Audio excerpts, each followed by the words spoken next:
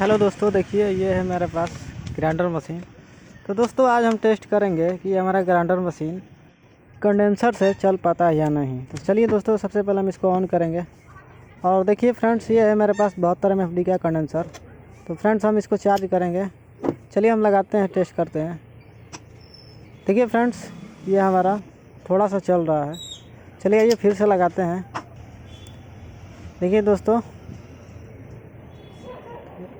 देखिए फ्रेंड्स, ये हमारा बस थोड़ा सा चल रहा है, उसके बाद ये हमारा डिस्चार्ज हो जा रहा है।